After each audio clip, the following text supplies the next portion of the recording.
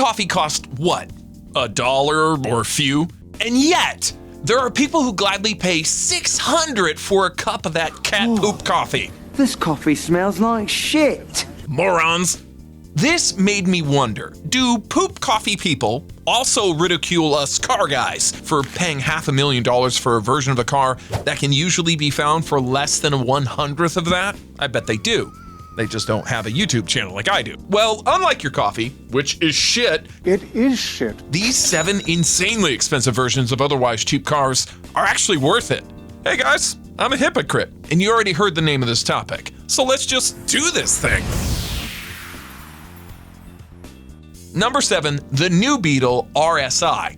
When VW resurrected the Beetle for the new millennium, they turned it into a very different kind of car. Yeah, it looked somewhat similar, but the original was a cheap family car, whereas this new one was more of a fashion statement for people who wear thongs. The good thing was that despite being a fashion item, Volkswagen didn't price it too high. This new Beetle was only about $1,000 more than the Golf it was based on, so it's no wonder that it sold like Vaseline next to a gay bar. Well, the regular model sold like that, not the hardcore RSI version, because for the price of that one, you could have bought 2 Porsche Boxsters. I say could because these days the ratio is even crazier. You'd need 9 Boxsters to trade for 1 RSI, and don't even ask how many regular Beetles that is. The reason is simple. It was super cool, super rare, and seriously fast too. Just look at the size of that rear wing, and then consider that even that wasn't enough. So they added this roof spoiler too. The wide body kit gave it that invisible lat syndrome, and then there's the good stuff underneath it. A 3.2-liter VR6 and all-wheel drive system from the Golf R32, plus a manual transmission. You know how the regular Beetle had a flower vase to honor that hippie movement? Well, the RSI doesn't. It's basically saying, screw flower power, I'm all about horse power. Now pay up. Number 6, Buick Regal GNX. People often forget that the GNX is actually a Buick Regal GNX, and I get why. Who in their right mind would ever guess that a monster like this could have such humble beginnings, especially next to the 4-door and the wagon versions? Also, did Buick forget what the name Regal actually means? Oh, I get it. That was a joke. Luckily, the guys in Buick Performance Division had a lot more pride in their work, because when they decided to turn the plebeian Regal into the Grand National and later the Grand National Experimental, they made sure it left a mark. Black wheels, black headlights, black grille. This thing was more blacked out than the Epstein files, and if Motor Trend is to be believed, it was also faster down the quarter mile than the Ferrari F40.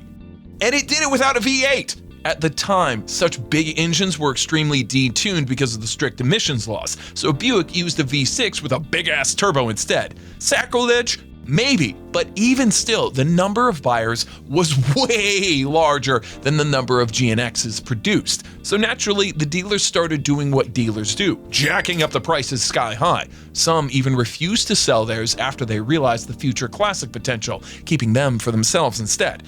And this one has the rare distinction of being brand new. By being brand new, I mean never sold. In short, they were hard to buy, and now even harder. You're looking at $250,000 for a low-mileage GNX, or if you want to fake it, less than 10 grand for a regular 2-door Regal and a bucket of black paint. Yeah, don't do that. Number 5, Mercedes 190e Evo 2. In the 80s, Mercedes wanted to invade BMW's turf and steal some of their 3 Series buyers with this, the 190e. It was Mercedes' first compact car and arguably their first car for the masses. Okay, when I say masses, I mean the middle-class masses. After all, this was still a Benz, so you can't expect it to be as cheap as your sister's OF subscription.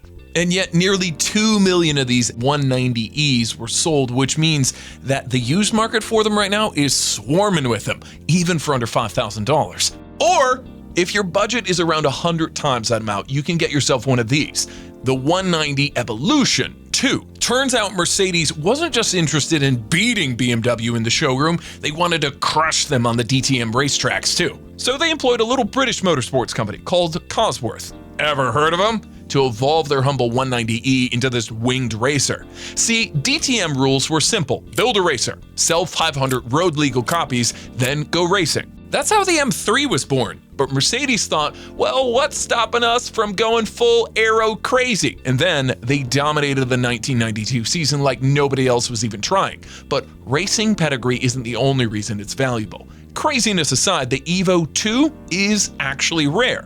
Unlike BMW, who realized they had a cash cow and kept overproducing the M3 with every new generation until today, Mercedes only made 502 of these, and that was that. So basically, this is as cheap as they'll ever be.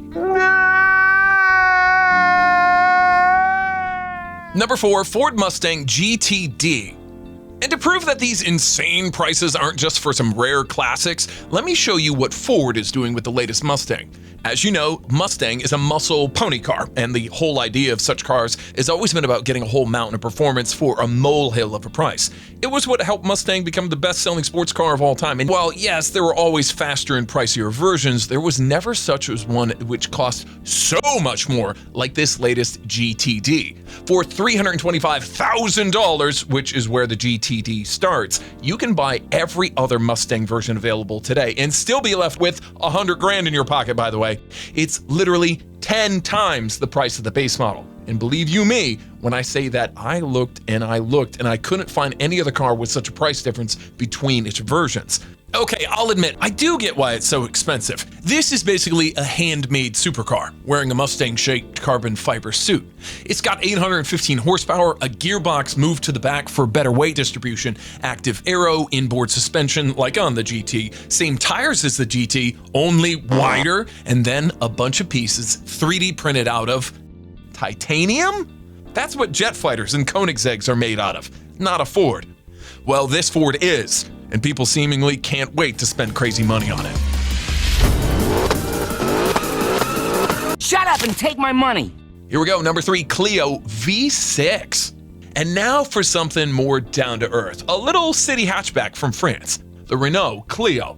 It was cheap when it was new, and now 20 years later, it's even more cheap. What's this? Less than $500? I've had drunken nights that cost me more than that. But let's not go there. $500 is our baseline. That's the cheap car. And now for the much more expensive and even more crazy V6 version. Now I know what you're thinking. Oh, here comes yet another homologation special to legalize a race car. Wrong. Yeah, it's a lot like a rally spec Renault 5 Turbo in the sense that the engine is in the middle, it's rear-wheel drive, and has wider hips than Shakira, but unlike the R5, the Clio V6 didn't need to exist. This was made just for fun. Well, to be a halo model, which would make Renault the talk of the town, but you get the idea. They didn't have to make it. Also, as halo cars go, the Clio V6 didn't have much power, but then again, not much weight either. Plus, since it was almost wider than longer, the handling was, well, let me put it to you this way. You'd be safer locked in a room with a bear than behind the wheel of one of these. Only around 2,800 were made, and if these UK survival stats are any indication, not many are left today, which I guess explains why the surviving ones can go for over $100,000. God damn. And honestly, if I had paid that much for it, I'd be more scared of my wife than the car itself. You're not mad at me. No, You're sure? I'm fine. Okay, cool. Number 2, Corvette C3 ZL1. I know the topic of this video is expensive versions of cheap cars, but compared to its rivals, Corvettes have always been a bit of a bargain. Take the 1969 nice C3 for example. The base model was a full grand cheaper than the base 911, and honestly, I'm finding it hard to figure out why. No. These days, that price gap is even wider, so as far as classic cars goes, a Corvette C3 is still relatively cheap. Well, the base one is. The mythical ZL1 model is anything but. I'm talking multiple millions of dollars, and then some. Only 2 were ever produced, which makes them the ultimate holy grails in the collector's circles. But why so rare? 2 reasons. First, it wasn't exactly for sale. The all-aluminum big block ZL1 engine was developed for the Can-Am Racing Series, not road cars. It was never meant to go in a Corvette, unless, of course, you knew a guy who knew about a loophole in Chevy's fleet ordering program. Let's just say I know a guy who knows a guy. And secondly, that engine alone cost more than the car itself, and on top of that, it came with a whole package of other performance upgrades, which rounded up the price to above $10,000. That was more than a house, and now you know why only 2 people pulled the trigger. But what a car they got! Officially 430, but really more like 550 horsepower, 0 to 60 in under 4 seconds, a quarter mile in low 11s. Those kind of numbers in 1969? Woohoo! No wonder it was more expensive than the house. In fact, still is. Now, before I get the number 1, here are 3 honorable mentions. Can you guess these rags to riches kind of cars? Let me know in the comments. But first, number 1, Lancia Delta S4. Why do car makers go rallying? To measure their willies? I'm sure there are cheaper ways of doing that. So why really? Well, because if you win on Sunday, you sell on Monday. It's that simple. Take the Lancia Delta, for example. In the showroom, this was just an ordinary Italian hatchback with nothing to remember it by. But out in the rough world of rallying, the Delta was ripping and tearing until it became the most successful rally car ever. You can't tell me that didn't sway some buyers. Now, because of the homologation rules, Lancia also had to sell road versions of which the rally cars were actually based, because, you know, these shitty old things definitely didn't have what it takes to even finish large rally stages, let alone win it. And when it comes to insane homologation models, none is even close to the madness of the Delta S4 Stradale. That one comes from the Too Fast to Live Group B era, and while the road version was detuned and actually had carpets, that hardly made it normal. The S4 was still a mid-engine, all-wheel drive, supercharged, and turbocharged fiberglass monster that opens up like an oyster. Normal cars don't do that. Rules said Lancia had to produce 200, but before they could, Group B was canceled, so they stopped after just 80, or so. In short, they are rare. They are insane, and today they're valued at over $1 million. Meanwhile, the regular ones are practically given for free. Please, just take it off my hands. Anyway, that's all I've got for you today. Thanks for watching till the end. Thanks to all the supporters who bankrolled this video. Now go watch something else, and I'll see you in the next one. And I will always love you.